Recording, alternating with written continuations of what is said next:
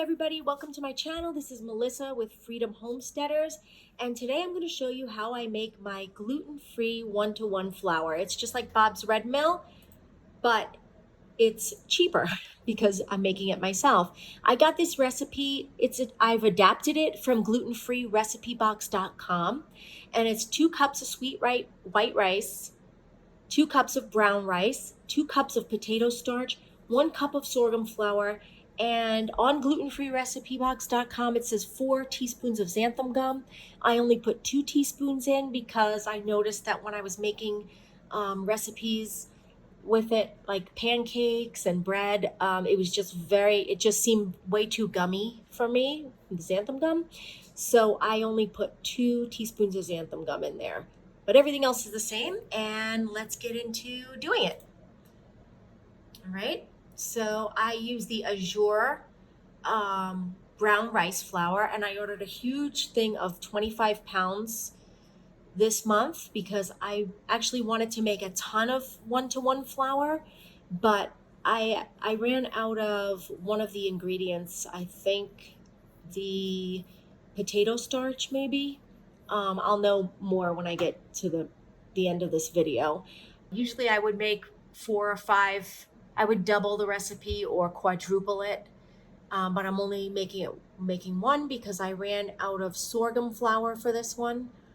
And I just wanted to get it up here quick to show you guys how to make it.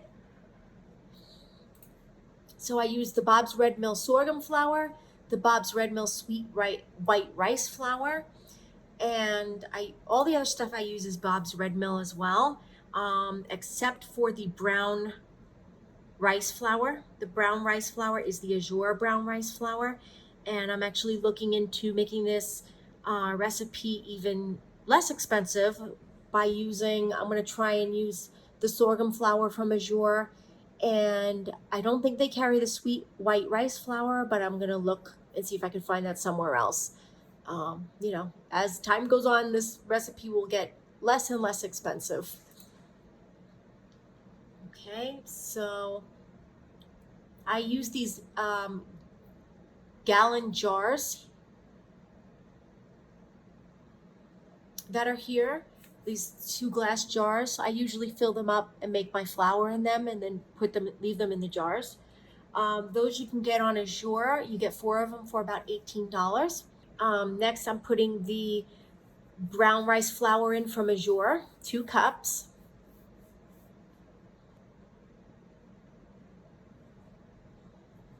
I'm sure you can make this in one of those 5-gallon plastic buckets with the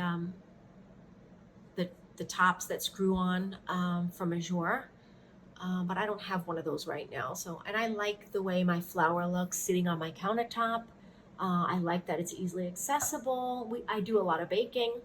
Now I'm putting in the potato starch, and that's 2 cups as well. And I'm using the 1/2 cup measurement because it fits better inside the mouth of the jar than the full cup.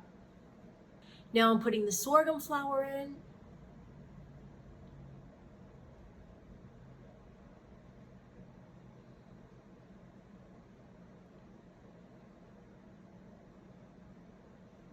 And I definitely did not have enough sorghum flour to make all that I wanted to make. So I'm going to go back next week and I'm going to make much more flour. Like I said, I usually make them in large quantities so that I have them. And now for the xanthan gum. And I really don't like too much xanthan gum in my flour. So I only put 2, even though it calls for 4. Okay, I put like 2 and a quarter. I think 2 was a little bit, when I tried it out, it wasn't gummy enough. But 4 for me is definitely too gummy. And then I just use my dough mixer to mix the flour around. And that's it. I just leave it. I shake it up a little bit. And then that's it. I just leave it there on the countertop. And what I make from this is I make pancakes, so I don't need to buy the pancake mix, which saves us a lot of money. I make bread with, add yeast and make bread. So I don't need to buy bread mix. I make everything, anything that you make with flour. Here's some cookies that I made, oatmeal chocolate chip cookies.